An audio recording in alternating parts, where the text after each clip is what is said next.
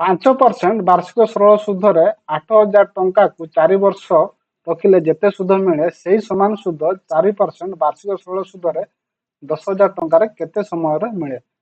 ତାହେଲେ ଆମକୁ ଦିଆଯାଇଛି ପ୍ରଥମ କେସରେ 5% ବାର୍ଷିକ ସୁଧ ଏବଂ 4 ବର୍ଷ ପାଇଁ। ତାହେଲେ 5 20% ଆମକୁ ମିଳୁଛି 8,000 ଟଙ୍କାର। ତାହେଲେ 20% ଆମର 8,000 ଆସିବ କେତେ? 8 ଦୁଣେ 1600 ଟଙ୍କା ଆସିବ। ତ ଏଇ 1600 ଟଙ୍କା ସୁଧ ଆମକୁ 10,000 ଟଙ୍କାରେ କେତେ ବର୍ଷରେ ଆମକୁ ମିଳିବ ସେଇଟା ଆମକୁ ପଚରା ଯାଇଛି। ତ ଏଠି 4% ଆମେ 4% ପାଉଛେ, ତାହେଲେ 10,000 4% ଆମର ଆସିବ କେତେ? 400 ଆସିବ। ତାହେଲେ ଏଇ 400 ଆମର 1 ଇୟର ପାଇଁ ଆମେ ସୁଧ ପାଉଛେ 400 ଟଙ୍କା। ତାହେଲେ ଆମକୁ 1600 ଟଙ୍କା ସୁଧ ପାଇବା ପାଇଁ କେତେ ଇୟର ଲାଗିବ? ତାହେଲେ ଡିଭାଇଡ ଆମେ 400 କରିବା। ତାର ଦୁଇଟା ଶୂନ କଟିବ, ଇଏ 416। ତେଣୁ 4 ଇୟର୍ସ ଆମକୁ ଲାଗିବ 10,000 ଟଙ୍କାର 4% ବାର୍ଷିକ ସରଳ ସୁଧରେ 1600 ଟଙ୍କା ପାଇବା ପାଇଁ, ଯୋଉଟା କି ହଉଛି ଆମର ଉତ୍ତର।